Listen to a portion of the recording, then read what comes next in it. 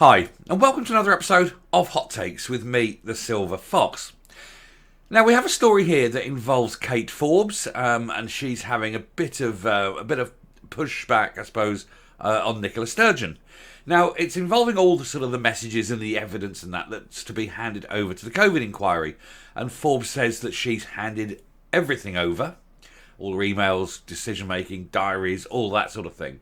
She also confirmed she was not part of one of the 137 WhatsApp chat groups, that she doesn't really use it, that she didn't certainly make any kind of COVID decisions using WhatsApp. And having read sort of through it to see if it was the story I thought it was, which it is, I kind of believe her. I think that there is an honesty there with what she says, but she's putting a bit of slack onto Nicola Sturgeon and questioning sort of her honesty, her integrity over Nicola Sturgeon's deletion of all her WhatsApps. She hasn't confirmed that she has, of course, Nicola Sturgeon, but the very lack of confirming it means, of course, undoubtedly, she has. So we'll take a quick look at this, see what Kate is doing, and see why it is something I think there's slightly more than her just answering the questions to journalists. Here goes. So Kate Forbes piles pressure on Nicola Sturgeon to come clean on COVID WhatsApps. Well, Nicola Sturgeon can't possibly come clean. The nearest she can come to telling any kind of truth over it is when she says, if ever she did say, yes, I did. I sat there and furiously deleted all my WhatsApps because I knew how dangerous they were to me and the party. And that's the only sort of truth you'll ever get now, because you certainly won't get the WhatsApps, like I said, unless you actually go to Meta and get them to release them, which they have done in the past with criminal cases. Anyway, the former finance secretary confirmed to journalists at Holyrood that she had not deleted any of her messages surrounding the pandemic, and claimed it was incumbent on other key figures to do the same and to set out their position. Now, the very fact that she's saying this and doing this, I think she is laying groundwork, I think, for another leadership challenge. Even here, the story, the image, it's saying former leadership contender Kate Forbes. I think also future leadership contender. I think she's sort of pushing that she is honest, has integrity, has decency, and that the current crop at the top do not. Former SNP leadership contender Kate Forbes has piled the pressure on Nicola Sturgeon to come clean on her COVID WhatsApps after highlighting it was incumbent for all politicians and officials to give their own accounts of their actions and decisions made during the pandemic. Well, yes, it is incumbent upon them, but they're not going to do it. She can't possibly expect these people to sort of put their own head in the noose, as it were. But it would be nice if somebody was putting heads in nooses, and it's up to them to get hold of them. Emma Anwar, the solicitor, needs to get hold of these from Meta and just present them. And then we can put them into the public sphere. Then we can all see them, and then we can, sort of proceed there, hopefully with court cases. Anyway, the Skye Lecaver and Badenoch MSP was finance secretary throughout the pandemic, and so was involved in Scottish government business. And she confirmed to journalists at Holyrood that she had complied fully with requests from the UK government into decision making. Now, she will have been there. She will have heard what's going on. I do find it easy to believe that she's handed the information over. I think she's so much at odds with the others in the SNP at the moment that I think that she would have kept these out of spite, even just to make sure that she had herself covered. If you're the only one with that information, you're in a position of power. You've all deleted your messages, I've still got them. What do I get for it, kind of thing. And of course then she got nothing when Humza Yousaf became leader. So all of a sudden she's the girl with all the power. And I think that's, again, another possibility there. Anyway, we were previously told how the Council for the Inquiry had blasted the SNP executive for not handing over key WhatsApp and other messaging services messages, despite a request being made for them.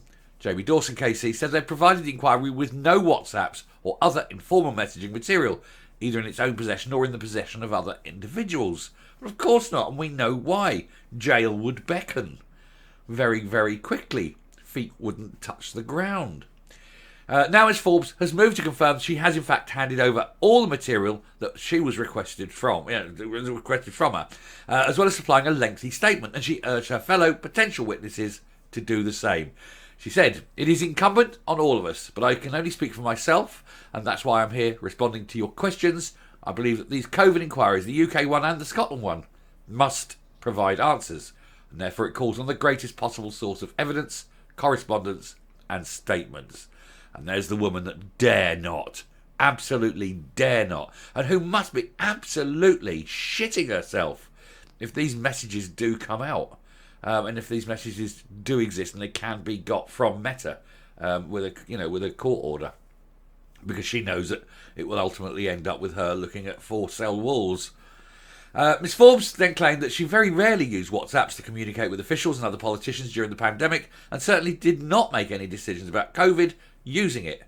Now, there you go. She said that, but the thing is, I actually do believe her, and I've just got a feeling that she is actually telling the truth, because she's not stupid. Far from it. If you actually look at, go and look at her wiki page. She's a very clever, educated woman.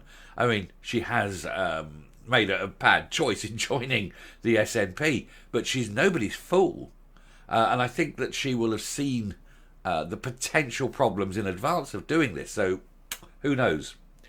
Anyway, she's also insisted she was not a member of any of the 137 chats on the messaging service, which I mentioned at the beginning.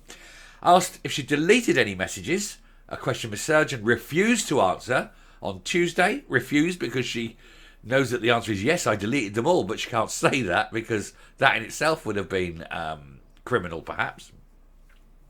She said, "During the pandemic, I've not deleted anything.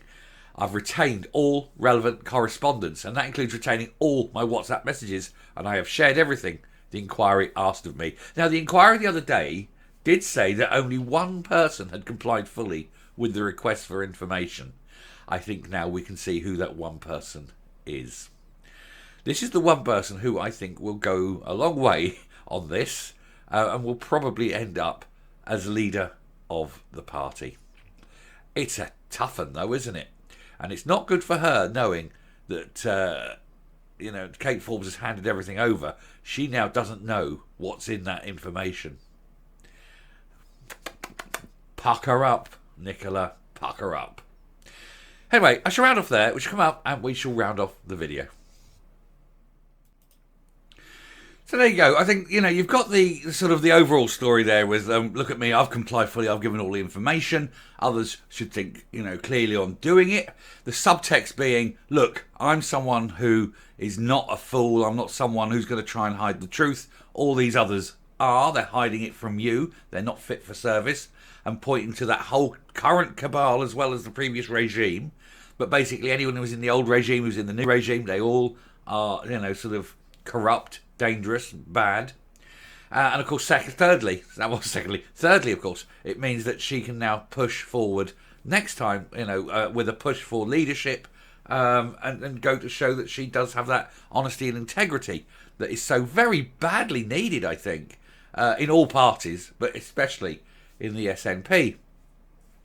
Personally, I think she should just leave. I think she should be another one, high profile, leaves the SNP and says it's just a ship falling apart, and it is an absolute, shit show, and she wants nothing more to do with it. Where would she go?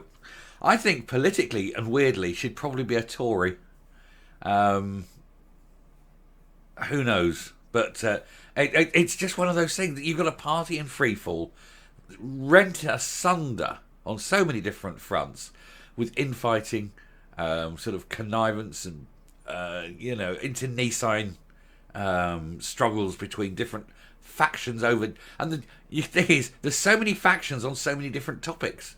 It's just, an uncoordinated mess of a party, and with no leadership. You've got the Ken doll at the top, unable totally to form any kind of coherent leadership. It's just a mess.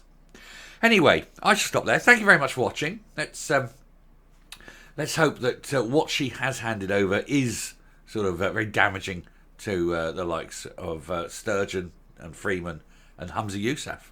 And who knows? This party could implode, and it would just be great to watch. Anyway, thank you very much. Until next time, stay safe, stay well, and stay watching. This is a story, obviously, that's going to run, and we hope each day will bring new revelations. But I've got a load of videos to get on with, so I must crack on. Speak to you soon. Bye.